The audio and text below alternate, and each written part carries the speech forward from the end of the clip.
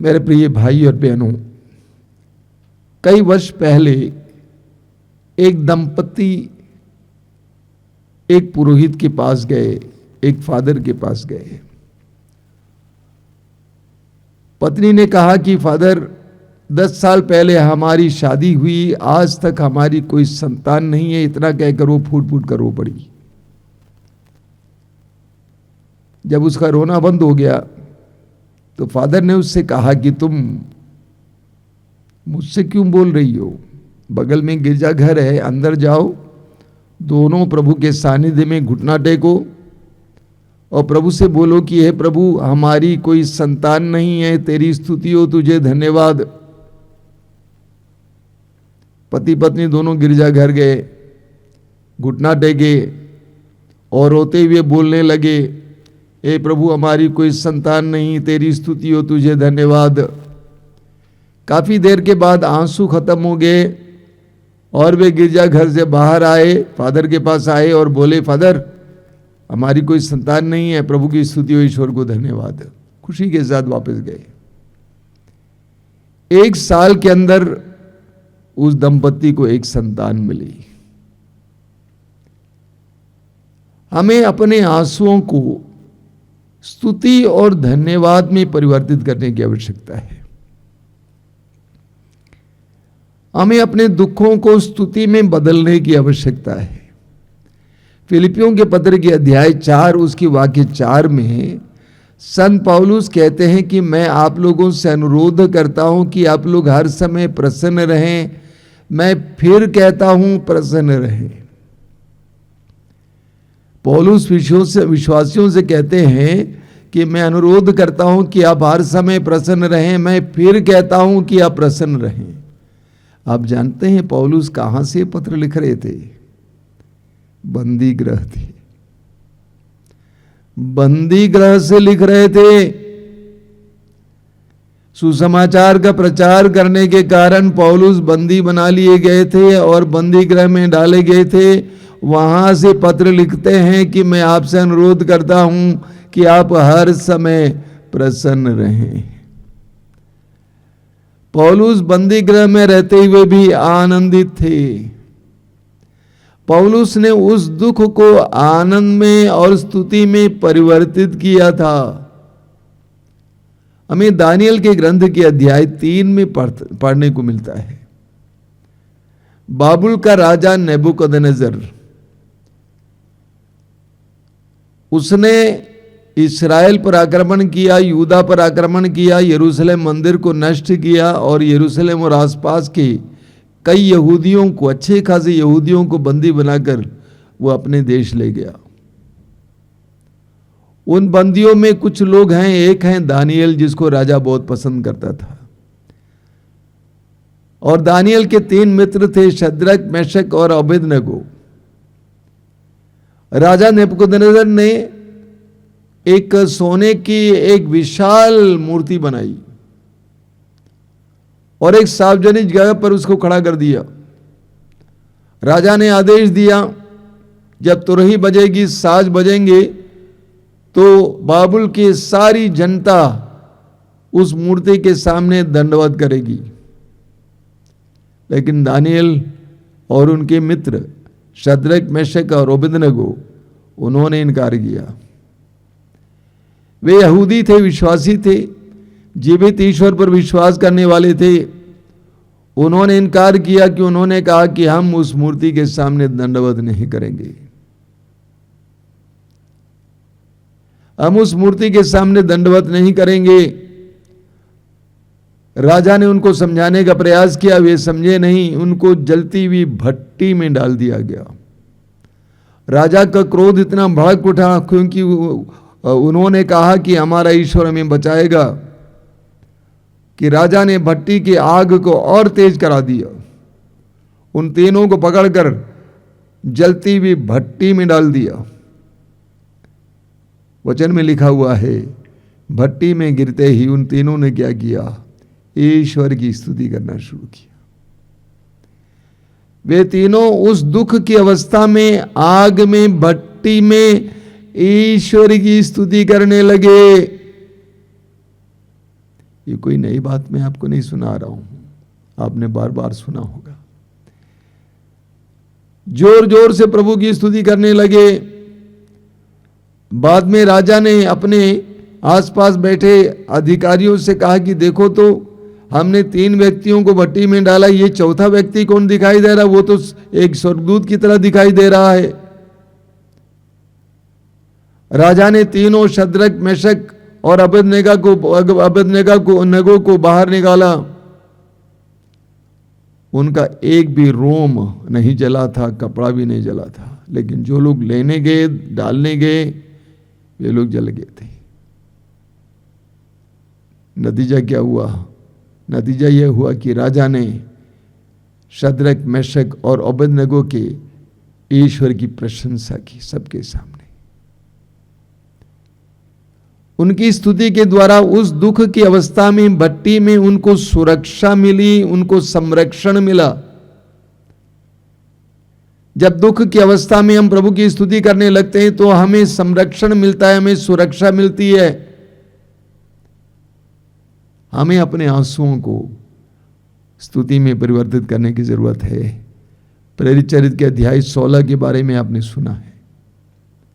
फिलिप्पी नगर में पौलुस और सीलस सुसमाचार का प्रचार कर रहे थे। उनको बहुत बुरी तरह से पीटा गया था, घायल कर दिया गया था, बंदी बना लिए गए और बंदी गृह में डाले गए। हाथ और पैरों में जंजीरें थी। लेकिन रात के समय वे प्रभु की स्तुति कर रहे थे ऊंची आवाज में, इतनी ऊंची आवाज में कि उस बंदी गृह में जितने बंदी थे सबको सुनाई दे रहा था। उन्होंने अपने दुख की अवस्था को स्तुति में परिवर्तित किया। उनको चोटें मिली थी, वे घायल किए गए थे, उनका शरीर पीड़ा से तड़प रहा था, लेकिन उन्होंने उस दुख को स्तुति में परिवर्तित किया। नतीजा आप जानते हैं, एक बहुत बड़ा चमत्कार होता है, भूकंप होता है। सारे बंदियों की जंजीरें ढीली पड़ जाती हैं और बंदी गृह का द्वार खुल जाता है। इतना ही नहीं, आगे जाके आप पढ़ेंगे कि बंदी गृह के कारापाल ने प्रभु यीशु मसीह को ग्रहण किया, बपतिस्मा ग्रहण किया।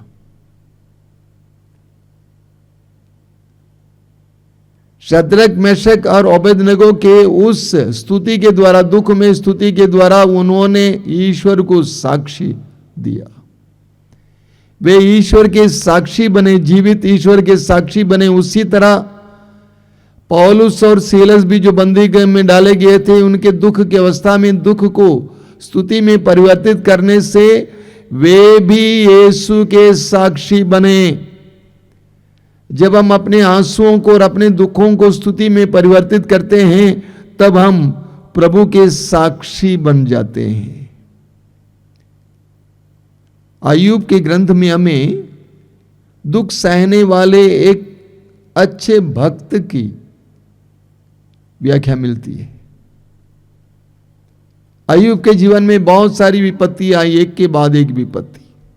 संपत्ति गई, जानवर गए, नौकर गए, और यहां तक कि उसके सारे बच्चे दबकर मर गए। उसके शरीर में फोड़े आ गए। तब भी अय्यूब ने उस दुख की अवस्था में अय्यूब ने क्या कहा? अय्यूब ने कहा कि मैं नंगा ही अपने मां के गर्भ से संसार में आए, धरती पे आया, और नंगा ही धरती के गर्भ में जाऊंगा। ईश्वर ने दिया था और ईश्वर ने वापस ले लिया। धन्य है ईश्वर का नाम। अय्यूब कहता है कि धन्य है ईश्वर का नाम। अय्यूब ने दुख को स्तुति में परिवर्तित किया। धन्य है ईश्वर का नाम। नतीजा जानते हैं? नतीजा ये हुआ कि आगे वचन में आप पढ़ेंगे कि ईश्वर ने सब कुछ अय्यूब को दुगना दे दिया। दुगने जानवर, दुगने सेवक सेविकाएं, दुगने बच्चे। जब हम अपने दुख और आंसुओं को स्तुति में परिवर्तित करेंगे, प्रभु की आशीष हम पर पड़ती है, भरपूर आशीष पड़ती है। और यही ईश्वर चाहता भी है। थिस्सलुनीकियों के पहले पत्र के अध्याय 5 उसके वाक्य 16 से 18 तक पौलुस कहते हैं कि आप हर समय प्रसन्न रहें, नित्य प्रार्थना करते रहें। आगे पौलुस कहते हैं सब बातों के लिए ईश्वर को धन्यवाद दें, ईसा मसीह के अनुसार आप लोगों के विषय में यही ईश्वर की इच्छा है। ईसा मसीह के अनुसार आप लोगों के विषय में यही ईश्वर की इच्छा, क्या? कि हम निरंतर सब बातों के लिए प्रभु को धन्यवाद दें। यह ईश्वर की योजना है, आप और मेरे लिए ईश्वर की योजना है कि हम हर बात के लिए, सुख के लिए, दुख के लिए ईश्वर को धन्यवाद देते हुए अपने में आनंद का अनुभव करें। दुख को स्तुति में परिवर्तित करके हम आनंद का अनुभव करें। मेरे जीवन में जब दुख पीड़ाएं आती हैं बहुत सारी आती हैं, तो मैं क्या करता हूं? अकेले में प्रभु के सामने प्रभु की स्तुति करता हूं। कई रातें मैं सो नहीं पाता हूं, बहुत बड़ी पीड़ा है, और दिन को तो काम करना ही है, कुछ ना कुछ काम करना ही है। मैं प्रभु को धन्यवाद देता हूं, प्रभु की स्तुति करता हूं, उस दुख को आनंद में परिवर्तित करता हूं। हमें नबी हबक्कुक के ग्रंथ में एक सुंदर वचन मिलता है, आपने बार बार सुना है, आज भी मैं आपको सुनाना चाहता हूं। हबक्कुक का ग्रंथ अध्याय 3 वाक्य 17 और 18।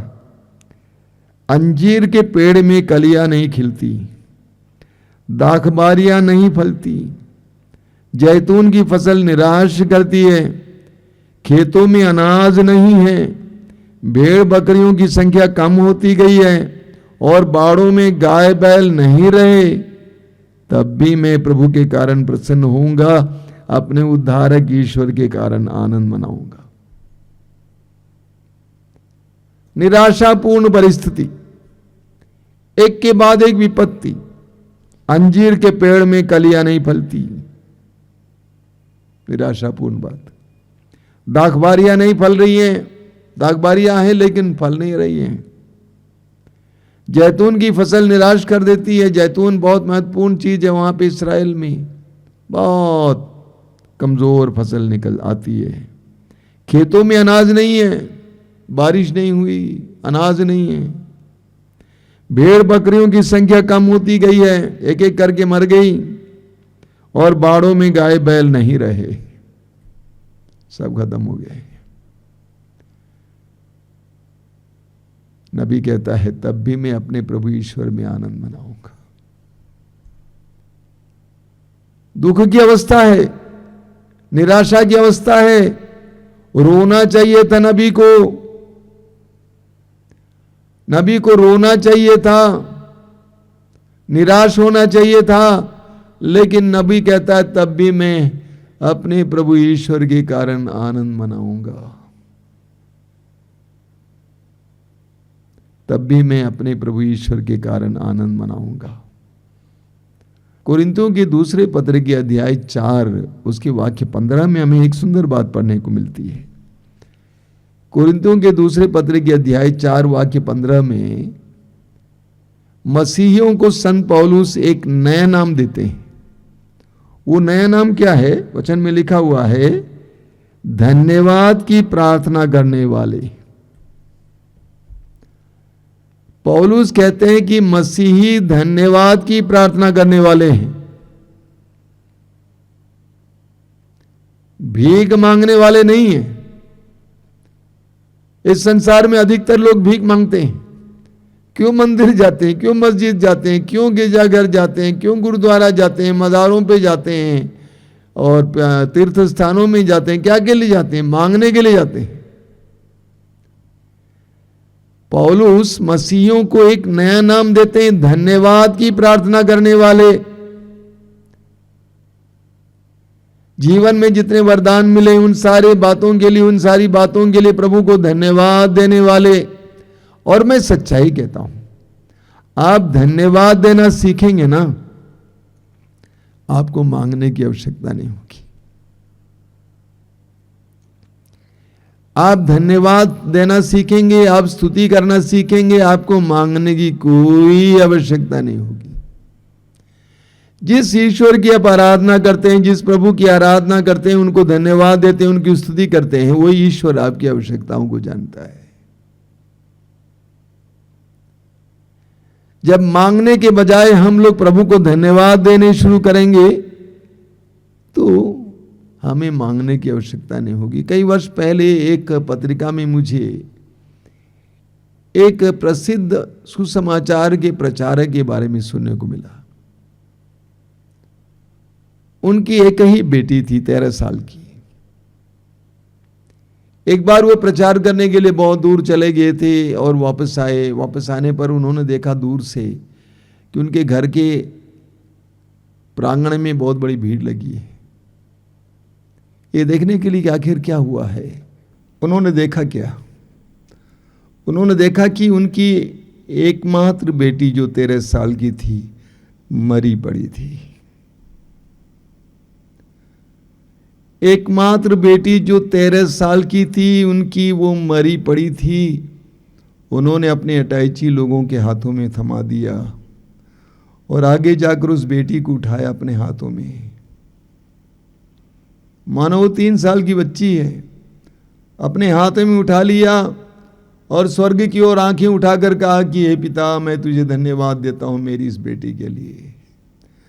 मैं जानता हूं कि तू मुझे कुछ भी बुरा नहीं दे सकता है। तूने दिया था, तूने वापस लिया, तेरी स्तुति हो। यह एक सच्चा मसीही है। यह है हम में और दूसरों में फर्क। हम में और अन्य लोगों में यही फर्क है।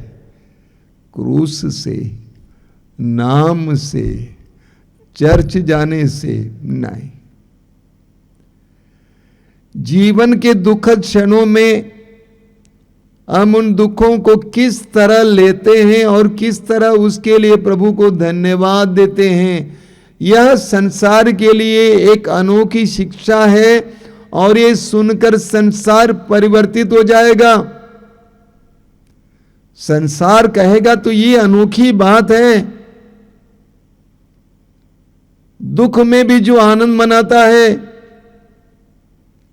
प्रेरित चरित्र अध्याय 16 में हम पढ़ते हैं कि पौलुस और सीलस बंदी गृह में बहुत बुरी अवस्था में थे, इसके बावजूद वे स्तुति कर रहे थे। चमत्कार हुआ, कारापाल दौड़ के आता है और पूछता है कि भाइयों, मुक्ति पाने के लिए हमें क्या करना चाहिए?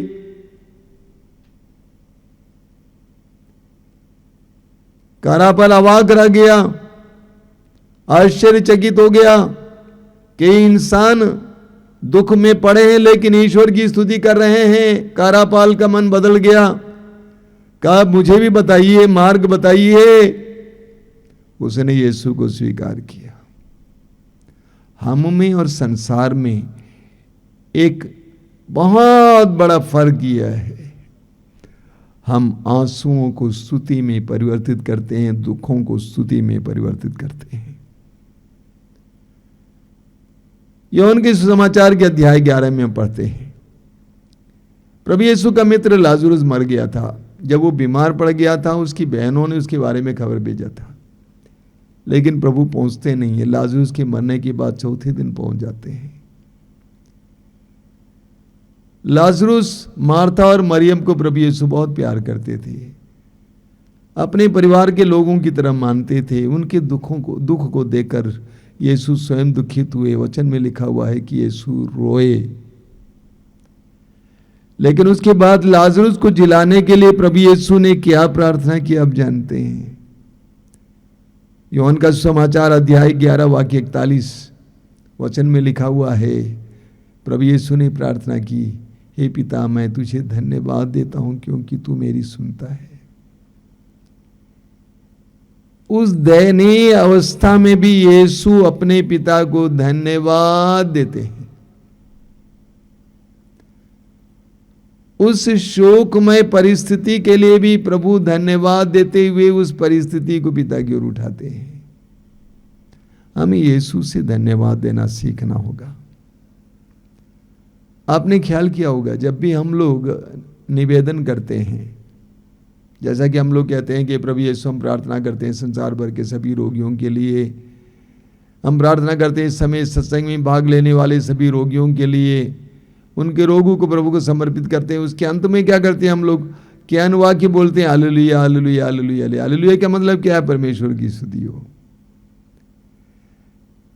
हम लोग हर प्रार्थना के अंत में हालेलुया बोलते हैं क्योंकि हम परमेश्वर की स्तुति करना चाहते हैं। क्या कारण है? क्योंकि हम जानते हैं कि प्रभु ने हमारी प्रार्थना को सुन ली है। इसीलिए हर निवेदन के बाद अनुवाक्य के रूप में हम लोग धन्यवाद बोलते हैं, स्तुति करते हैं। अपने दर्द पीड़ा और हर निवेदन को प्रभु को समर्पित करते हुए प्रभु की स्तुति करते हैं। जब जीवन की कठिन परिस्थितियों में हम प्रभु की स्तुति करते हैं तो हम अपने विश्वास को ही व्यक्त करते हैं। निवेदन के बाद हमें बोलना चाहिए कि प्रभु हमारी प्रार्थना को सुन लीजिए, लेकिन उसके बदले हम लोग कहते हैं धन्यवाद प्रभु, तेरी स्तुति तुझे धन्यवाद, हालेलुया। इसके द्वारा हम अपने विश्वास को व्यक्त करते हैं कि प्रभु हमारी प्रार्थना को सुन चुके हैं। मार्कुस अध्याय 11 वाक्य 24। प्रार्थना में तुम जो मांगते हो विश्वास करो तुम्हें मिल गया है और वो तुम्हें दिया जाएगा। तो जब हम प्रार्थना में स्तुति करते हैं, जब हम अपने आंसुओं को स्तुति में परिवर्तित करते हैं, जब हम अपने दुखों को स्तुति में परिवर्तित करते हैं, तो हम अपने विश्वास को ही व्यक्त करते हैं। हम विश्वास करते हैं कि प्रभु हमारी परिस्थिति को अपने अधिकार में ले चुके हैं। हम विश्वास करते हैं कि प्रभु ने हमारी प्रार्थना को सुन ली है। मेरे प्रिय मसीही और विश्वासी भाई और बहनों, हम अपने जीवन के आंसुओं को स्तुति में परिवर्तित करें। हमारे व्यक्तिगत जीवन में जब दुख आ जाता है हम लोग क्या करते हैं? हम लोग जाकर यहाँ वहाँ बोलते हैं, और जितनी जगह जाते हैं उतना हमारा दुख भी बढ़ जाता है, क्योंकि वे भी थोड़ा थोड़ा, जैसे आग में तेल डालते हैं उसी तरह थोड़ा थोड़ा डालते जाते हैं। कहीं कहीं लोग हमारे ऊपर संवेदना व्यक्त करते हैं, अरे क्या हो गया। कई लोग आग में तेल डाल देते हैं, हमारा दुख कम नहीं होता है। उसके बदले हमें क्या करना चाहिए? कुछ लोग क्या करते हैं, कुछ लोग चर्च चले जाते हैं, गिरजाघर चले जाते हैं, कैथोलिक हैं तो प्रभु यीशु के क्रूस की ओर देखते हैं, कहते हैं प्रभु तूने दुख भोगा है, मैं भी दुख भोग रहा हूँ। मैं आपसे अनुरोध करूँगा, अपने दुख को लेकर प्रभु के सामने जाइए, अपने आंसुओं को लेकर प्रभु के सामने जाइए, और उन दुखों के लिए और दुख देने वालों के लिए प्रभु को धन्यवाद देते जाइए। उन दुखों के लिए और दुख देने वालों के लिए प्रभु को धन्यवाद देते जाइए, यह कहकर कि मैं जानता हूं प्रभु कि इस दुख के द्वारा तू मुझे कुछ बताना चाहता है, उसके द्वारा तू कुछ करना चाहता है। हम अपने आंसुओं को स्तुति में परिवर्तित करें, हमें संरक्षण मिलेगा, हमारे जीवन में चमत्कार होंगे, हमारे द्वारा बहुत सारे लोग प्रभु में विश्वास करेंगे, प्रभु के पास आएंगे। आइए हम प्रार्थना करें। धन्यवाद देते हैं प्रभु इस समय के लिए, इन पवित्र वचनों के लिए धन्यवाद देते हैं जो तूने हमें सुनाया है। तूने हमें अपने जीवन के द्वारा प्रकट किया है कि हमें अपने दुखों को और आंसुओं को कैसे स्तुति में परिवर्तित करना है। प्रभु यीशु हम तुझसे प्रार्थना करते हैं इस समय हमारे जीवन में आने वाले एक एक दुख को हम स्तुति में परिवर्तित कर सकें। एक एक आंसू को लेकर हम तेरे सामने आ सकें और तेरी स्तुति कर सकें, और इस तरह उस स्तुति के द्वारा हमारे जीवन में चमत्कार और चिन्ह प्रकट हो जाए। उस स्तुति के द्वारा हमारे जीवन में तेरी आशीष बरसे। प्रभु हमें स्तुति करने की कृपा दीजिए, हमारे विश्वास को बढ़ाइए। धन्यवाद यीशु, तेरी स्तुति, तेरी आराधना, तेरी